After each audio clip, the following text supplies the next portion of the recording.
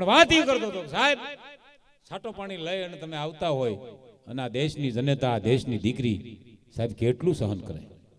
હા હા હા, અમુક અમુક જગ્યાએ આ ક્યાંક સારી વાત આવી જાય ને તો જીવનમાં ઉતારી લેજો. બેન દીકરી ભાઈ, બેન દીકરી, માં પત્ની, આ ચારેયને સામે બેહાડીને તમે એટલું પૂછજો કે હું આ પીને આવું છું તમને ગમે છે? જેમાં દીકરી હા પાડે, પત્ની હા પાડે, તમારી જનેતા હા પાડે, બેન હા પાડે, તો કાયમનો પીવાનો ખર્ચો પ્રફુલ્લ જોશી પાસેથી લઈ જાજો. મારો બાપ કાયમનો પીવાનો લઈ જાજો, મારી પાસે લઈ જાય. એક પાત્ર જો તમને હા પાડે તો કેટલું સહન કરે. પણ દાખલા તરીકે 2 મિનિટ માટે ખાલી એટલું બાલાભાઈ આપણે વિચારી લઈએ કે પુરુષ પીને આવે અને આ દેશની શક્તિ સહન કરે, તો ખાલી એક દાખલો એવો બેહે કે રાતે 2 વાગે પત્ની પીને આવી હોય અને પુરુષ ઘરે બેઠો હોય તો તમારા હૃદય માથે હાથ મૂકીને એમ કહો સહન થાય? થાય સહન? ઈ પીને આવે એ આપણાથી સહન નથી થતું તો આપણે પીને જાય કેમ સહન કરતી હશે મારો બાપ? હે, એ બાપની આબરૂને હાચવવા માટે, બાપની આબરૂના છોગા ઉપર છોગું લગાવવા માટે આ દેનું દીકરીઓ છે એ પોતાનું જીવન હાહરિયામાં ઓળઘોળ કરી નાખે છે સાહેબ. એને નાની હોની ન સમજતા. મારે તમારે આંગણે કેટલું છોડીને આવે છે, કેટલું મૂકીને આવે છે, અઘરું છે. કવિએ લખ્યું છે દીકરા કરતા દીકરી ભલી અને રાખે બાપની લાજ, 2 પખા ઉજળા કરે હતો વાતું કાને ધરજો આજ. 2 પખા ઉજળા નથી. એક પ્રસંગ દીકરીનો સાહેબ એક વચમાં કરી દઉં સાહેબ. દારૂ પીને તમે મંદિરે જાવ છો? નથી જાતા. ગુરુદ્વારે જાવ છો? નથી જાતા. ચામુંડા માના મંદિરે તમે દારૂ પીને ચડો છો? નથી ચડતા. તો ઘરમાં હું કામ જાવ છો? આ દુનિયાનું કોઈ પણ મોટામાં મોટું મંદિર હોય ને સાહેબ તો એ તમારું ઘર છે. ત્યાં તમને જન્મ દેનારી માં જનેતા છે. ભલામણા આનાથી મોટું ઘર ક્યું હોય? આનાથી મોટું મંદિર ક્યું હોય? બધે જાજો પણ ઘરે નહીં. પણ વાત ઈ કરો, દીકરી તો અદ્ભુત પાત્ર છે સાહેબ.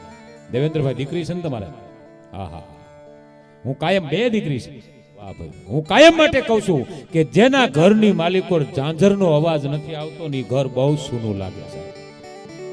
ઝાંઝરનો અવાજ આવતો હોય, ઘણા એમ કે માં ચામુંડ વાં બેઠી છે, માં કાળકા વાં બેઠી છે, બહુચરા વાં બેઠી છે. હું તો એમ કહું છું કે તમારી ઘરે દીકરી રમતી હોય ને તો એનાથી મોટી ચામુંડ બીજી કોઈ હોય જ નહીં. મારો હમણાં દીકરીઓ આમ આમ આમ આમ સ્ટેજ માથે આવી હતી સાહેબ, નાની નાની ભૂલકા જેવી સાહેબ. એના પગમાં કોકદીક ઝાંઝરી પહેરાવીને ઘરમાં હાંકજો તો ખરા, તમને એમ થાશે માં મહાકાળી માં ચામુંડ માં બહુચરા નીકળી છે. હો, કોકદીક ઝાંઝરી પહેરાવીને ઘરમાં એને હલાવજો, ઝાંઝરીનો છુમ છુમ છુમ છુમ અવાજ આવે. આપણે છોકરાને હલાવી છીએ પણ ઓલા પપુડી વાળા બૂટ પહેરાવી પે પે પે પે ઝાંઝરી ન હોય. એ બૂટ તો હાવ તમને કહું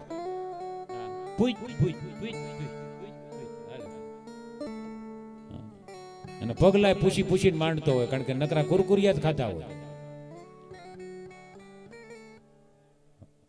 પણ દીકરી તો બાપ અદ્ભુત પાત્ર છે. હા હા, દીકરીની તાકાત કેવડી સાહેબ.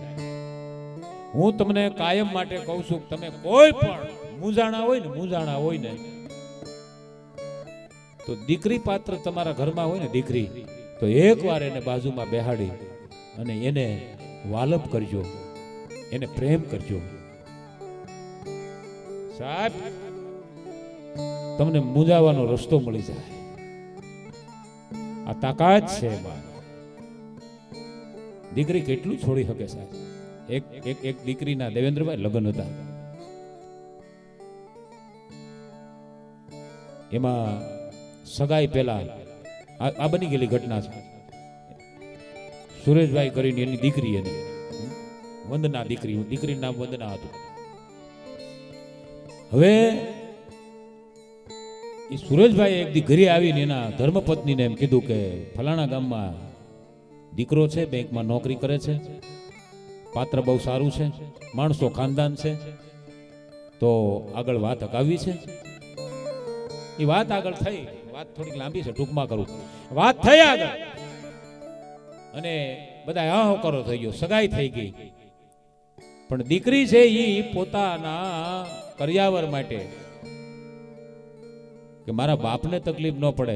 અમુક અમુક ઘરે આપણે જાય ને સાહેબ, દીકરીઓ કામ કરતી હોય, કોઈ ચાંદી કામ કરતી હોય, કોઈ ભરત કામ કરતી હોય, કોઈ પારાનું કામ કરતી હોય.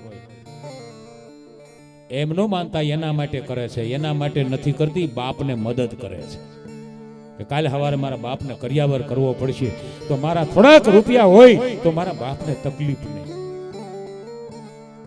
આ બધા પ્રસંગ બહુ સત્ય છે સાહેબ. અને દીકરીના લગ્ન લેવાના તેથી સુરેશભાઈ ધર્મપત્નીને બોલાવીને એમ કીધું કે આ વંદનાના સાસરિયા પક્ષવાળા બહુ સારા છે. એને મને બોલાવીને એમ કીધું અમારે કર્યાવર નથી જોતો, અમારે કાંઈ નથી જોતું, અને તમારી દીકરીને કોઈ દી અમે એમ નહીં સંભળાવીએ કે તું શું લઈને આવી છો. અને જેથી મારો દીકરો કે મારી ઘરવાળી, સુરેશભાઈ એમ કીધું એને એના વેવાઈને કે મારો દીકરો કે મારી ઘરવાળી યાને કે વંદનાના સાસુ જેદી એમ કહે કે તું હું લઈને આવીશો તેદી હું આ દુનિયામાં નહીં હોઉં. ભલા કોઈ નહીં સંભળાવે એને, અમારે કાંઈ જોતું જ નથી. તો કે મારે દીકરીને વળાવવી છે, મારે દીકરી દેવી છે, મારે કર્યાવર તો દેવો જોઈએ ને. તેથી સુરેશભાઈ એમ કીધું હતું એને કે તમે કાંઈ પણ તમારી દીકરીને આપો ને તો તમને આ વરરાજાના સોગંદ છે. હા હા હા હા, મારા દીકરાના સોગંદ છે, કાંઈ આપો તો, કાંઈ નથી જોતું. તો કેમ? તેથી એના વેવાએ એમ કીધું હતું કે બાપ, આ દુનિયામાં કરોડો રૂપિયાનું દાન જો કોઈ દેતું હોય ને તો એ દીકરીની વિદાય છે. આટલું આપ્યા પછી બીજું કાંઈ લેવાનો મારો અધિકાર નથી. ભલા કેટલું આપ્યું છે તમે, દીકરી વળાવી દેવી એટલે આ કોઈ નાનો હુનો દાતાર નથી સાહેબ. ભગવાન રામના જેદી લગ્ન હતા અને વૈદેહી જનક સાહેબ ચારેય દીકરીઓને જેદી વળાવે અને તેથી દશરથ રાજા જેદી એમ કહેવાય કે આમ આમ કાટ કાટ કાટ હાલ્યા આવે. જનક રાજા છે એ દશરથના પગમાં પડ્યા હતા ને, તેથી દશરથ રાજાએ બે બાવડા પકડી અને એને સાહેબ છાતીએ છાપી દીધા. બાપ, પગે તારે નો લાગવાનું હોય, પગે મારે લાગવાનું હોય. આજ દાતાર તું છો. બોલા, હું તો ભીખ માંગવા આવ્યો છું. દીકરો લઈને કોઈ પણ ક્યાંય જાય ને એ તો ભિખારી છે, દાતાર તો સામે બેઠા છે. જનક, તમારે પગે લાગવાનું ન હોય, પગે મારે લાગવાનું હોય કે આવડો મોટો દાતાર જેને દીકરીના દાન કર્યા. અને સાહેબ એ દીકરીના ઘડિયા લગ્ન લેવાના, પણ ઘટના એવી ઘટી, જોજો દીકરીની હું તાકાત છે. અને બરોબર કહેવાય કે એક ફેરો, બીજો ફેરો, ત્રીજા ફેરાની તૈયારી થઈ. દીકરીએ કીધું ગોરદાદા થંભી જાવ ઘડી. તો ભાઈ કોયલ જેવો અવાજ માંડવામાંથી આવ્યો. માંડવિયા જાનિયા જોઈ રહ્યા હો કે પરણતા પરણતા દીકરી બોલી લાજમાંથી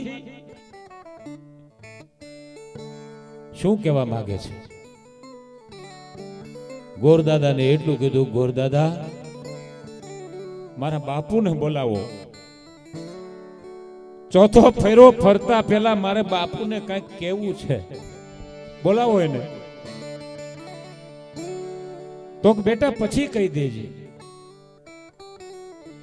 ત્યારે દીકરી બોલી છે કે બાપ, ચોથો ફેરો ફરી લઉં ને એટલે મારો સાચો બાપ તો મારો સાસરો થઈ જશે.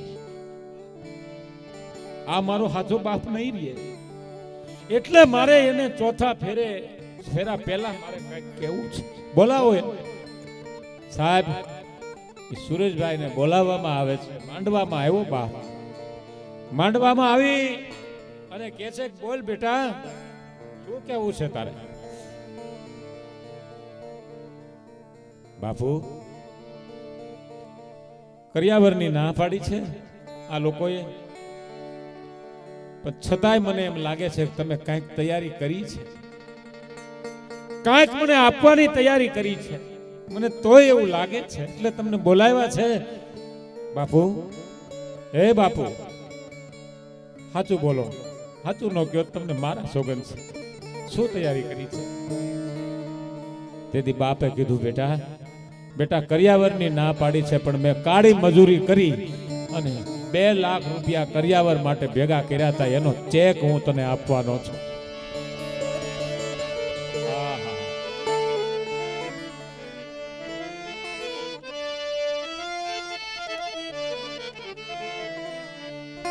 બાપુ, લાવો ઈ ચેક. દીકરીના વંદનાના બાપે સાહેબ માંડવાની વચ્ચે 2 લાખનો ચેક આપ્યો એને. એ 2 લાખનો ચેક હાથમાં લઈ અને 2 લાખના ચેકના સાહેબ એને 10 ટુકડા કરી નાખ્યા દીકરી. બાપુ, મારે 2 લાખ તો હવે સાંભળી લ્યો, જો તમારે મારી આંખમાં આહુડું નો આવવા દેવું હોય તો બાપુ, મેં ભરત ગૂંથણ કરી અને 1.5 લાખ રૂપિયા બચાવ્યા છે. મને એમ હતું કે મારા બાપને લગ્ન ટાઈમે હું મદદ કરીશ. 1.5 લાખ બચાવ્યા છે. એ 1.5 લાખ મારી બેંકમાં પડ્યા છે. આ એનો ચેક હું તમને આપું છું બાપુ. હા બાપુ, એ ચેક હું તમને આપું છું. બેટા, મારે નથી જોતા. એની વંદના દીકરી એટલું બોલી, બાપુ પૈસા લઈ લ્યો, ન લ્યો તો તમને તમારી વંદનાના સોગંદ છે બાપુ. મને મરતી ફાળો બાપુ, જો આ પૈસા ન લ્યો તો. બેટા, દીકરીનો પૈસો બાપુ મને ખબર છે, કાલ સવારે મારો ભાઈ પરણી જાહે, ભાભી આવશે, કદાચ તમને રાખે નો રાખે તો આ પૈસા પડ્યા હશે ને તો તમને હોકારો દેહે. મારો બાપ દુખી નો થવો જોઈએ, મારો બાપ દુખી નો થવો જોઈએ. કેવડી વાત, કેવડું સમર્પણ દીકરીનું સાહેબ. દીકરીઓ જેટલું મૂકીને આવે છે ને સાહેબ. દીકરી તમે જોવો, દીકરીને તમે વળાવો ને. દીકરીના પહેલા અંગૂઠાના નિશાન લેતા માતાઓ બહેનો, જેને આપ્યા છે મોટી માવડીઓને ખબર છે, અંગૂઠાના નિશાન લેતા. શું કામ? કે હવે આ બાપની મિલકતમાં તારું કાંઈ નહીં એમ કહેતી. એવા નિશાન લેતા સાહેબ.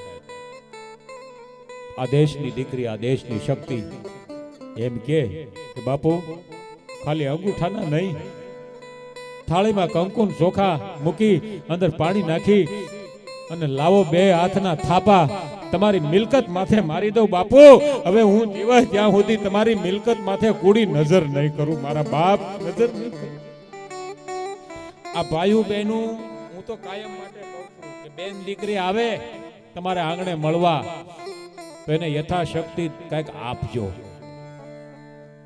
કારણ કે ઈ જીવે ત્યાં સુધી તમે કદાચ દર વખતે એને આવ્યા પછી 1000 રૂપિયા આપો અને જીવે ત્યાં સુધી આપો ને તો ઈ જે મૂકીને ગઈ છે ને એ હિસ્સામાંથી એક તણખલું ઓછું નહીં થાય મારો બાપ.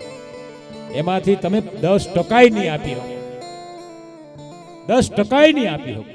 અને જેટલી પરણીને આવી હોય દીકરીના, બેનના, ભાઈના ઘરમાં પરણીને આવી હોય એને મારી એક પ્રાર્થના છે કે બેન દીકરી મળવા આવી હોય એને એનો ભાઈ જો 100 રૂની નોટ આપતો હોય તો એની ભાભીએ એમાં બીજા 100 ભેળવીને 200 દેવા, તો મારો નાથ રાજી રહે.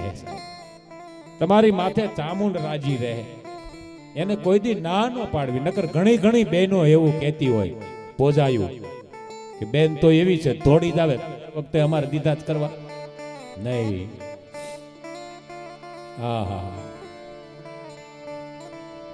બેની તો બેન છે, દીકરી એ તો દીકરી છે, અદભુત પાત્ર છે દીકરી. નહીં એક દીકરી બાપુ બાલાભાઈ સફરજન ખાતી હતી. સફરજન 2 હાથમાં એક સફરજન હતું. એટલે એના બાપે કીધું દીકરીને કે બેટા મને એક સફરજન દે ને, 2 તું ખાઈ જાય. એટલે દીકરીએ તરત એક સફરજનમાંથી બટકું પી લીધું. એના બાપે એમ કીધું બેટા તારે નહોતું દેવું જ ના પાડી દેવી, પણ એઠું હું કામ કર્યું? તેથી આ દેશની દીકરી બાપને જવાબ આપે, બાપુ મારું નહોતું દેવું એવો મારો કોઈ ઈરાદો નહોતો બાપુ. તો બેટકું કેમ ફર્યું? બાપુ 2 સફરજન છે, 2માં એક એક બટકું મેં ભર્યું.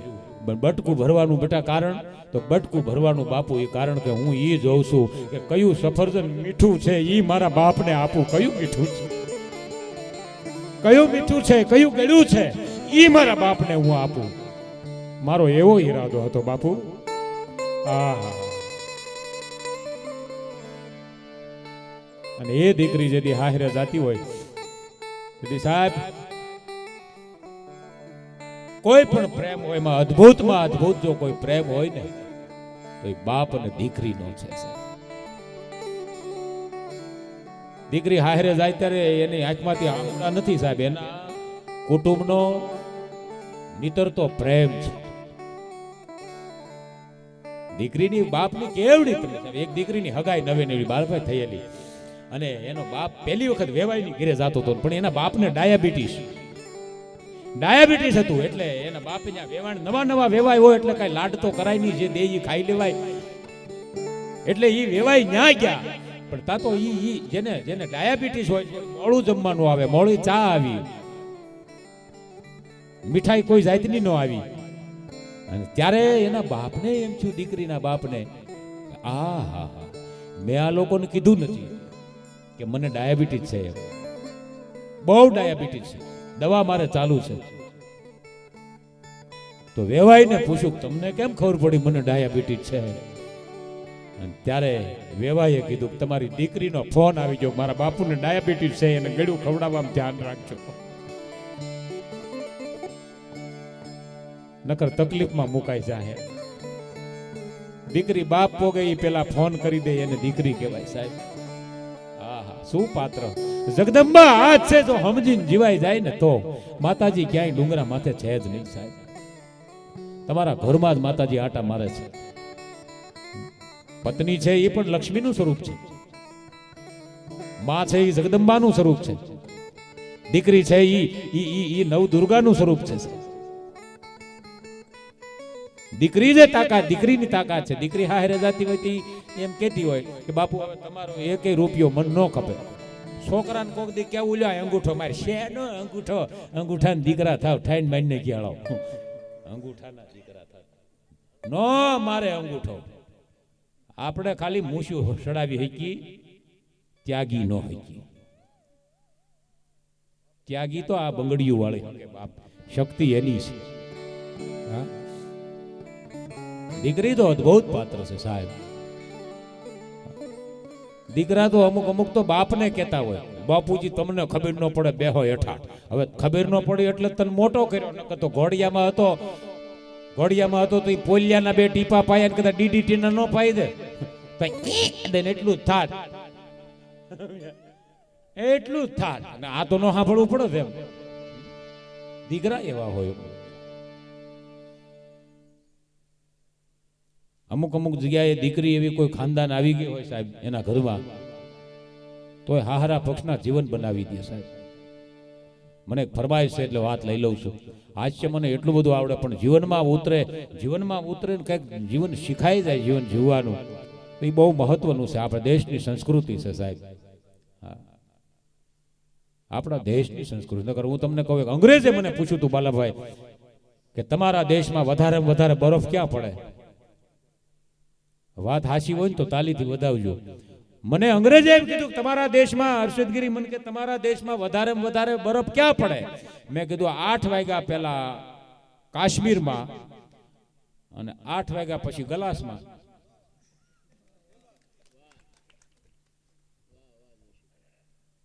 બહુ બરફ પડે. સંસ્કૃતિને સાહેબ જાળવવી બહુ જરૂરી છે. આ ભારત દેશની સંસ્કૃતિ, આ દેશની સંસ્કૃતિ એવી હતી. અંગ્રેજની દીકરી અમેરિકાથી અહીંયા આવેલી, જૂનાગઢમાં સાહેબ આવી અને જૂનાગઢમાં એને આંટો માર્યો. એ સમયમાં, અત્યારે તો વૃદ્ધ થઈ ગયા સાવ, એ સમયમાં કેવી સંસ્કૃતિ એને જોઈ હશે કે ઈ અમેરિકનને એમ થઈ ગયું કે આ ભારત દેશની સંસ્કૃતિ હોય ને તો આયા ને આયા રહી જવું છે મારો બાપ. હજી તમે જુનાગઢ ક્યારેક જાવ ને તો ત્યાં માતાજી છે, વિદેશથી આવેલા છે, સંસ્કૃતિ જોઈને રોકાઈ ગયા છે. અને ઈનાઈ માં અત્યારે માતાજી છે, ઈનાઈ અત્યારે એમ કહે છે કે હું જ્યારે આવી હતી અને ત્યારે જે સંસ્કૃતિ હતી ને એ હવે નથી ભલા. એ અત્યારે એ માતાજી એમ કે મેં સાંભળેલું છે, માતાજી એમ કે છે કે પહેલા જ્યારે હું આવી હતી જે સંસ્કૃતિ મેં જોઈ એ સંસ્કૃતિ હવે નથી. વિચાર તો કરો તમે. અહીંયા લીલી પરકમમાં ક્યારેક જાવ તો કેવું બને છે સાહેબ. અહીંથી મારે જાહેર ન કરી શકીએ હું તમે. હા હા, નકરી મહાપુરુષોએ કેવી માંગણી કરી હતી સાહેબ કે 3 દિવસ સુધી લીલી પરકમમાં હાલે ને કોઈને કીડીના દર્શન ન થવા જોઈએ. એમાં સિંહ તો ક્યાંથી મળે, અને હવે બધું મળે છે. શું કામ? કે નો બનવાનું બને છે, નો અંદર ખાવાનું ખવાય છે. લીલી પરકમમાં નથી રહી, હવે તો પિકનિક થઈ ગઈ છે, ફરવાનું થઈ ગયું છે. હા, લીલી પરકમમાં કોને કહેવાય? વૃદ્ધ માણા હોય, આ દેવેન્દ્રભાઈ છે, લીલી પરકમમાં જવું હોય તો એનો દીકરો છે એ બાવડું પકડી અને એને આખી લીલી પરકમમાં કરાવે. આનું નામ લીલી પરકમમાં કહેવાય. હવે અત્યારના જુવાનિયા છોકરાઓ તો ગઈઢાને ઘરે જ મૂકીને જાય, તમે નો હાલો અમારી હારે. હા.